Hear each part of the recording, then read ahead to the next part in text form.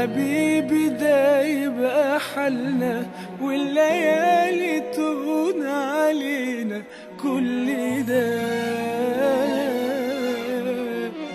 ايه اللي جرالنا؟ ليه عاندنا وفين وصلنا؟ ده احنا في الاخر حبايب مش كده. بعد اللي ما بينا يا حبيبي ده يبقى حالنا، والليالي تهون علينا كل ده. ايه اللي جرالنا؟ ليه عاندنا وفين وصلنا؟ ده احنا في الاخر حبايب مش كده.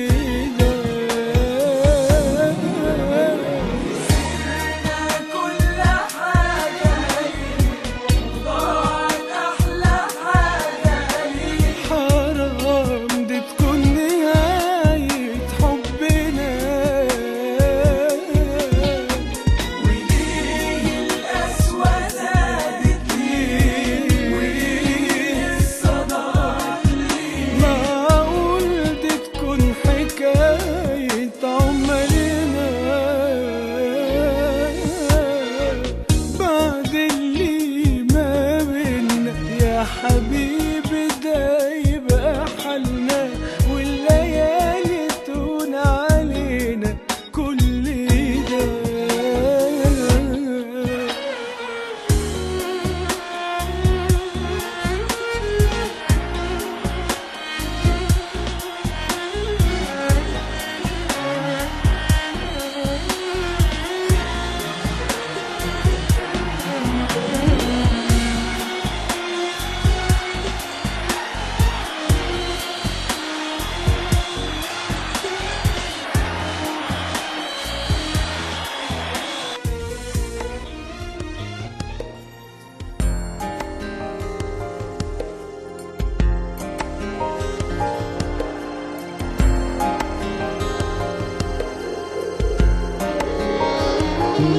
أرد ليه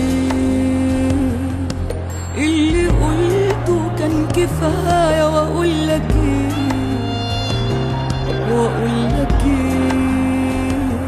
يعني الكلام وقت الفراق هيفيد بإيه؟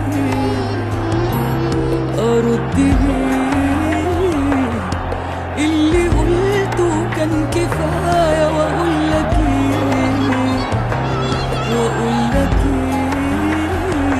يعني الكلام وقت الفراق هيفيد بإيه؟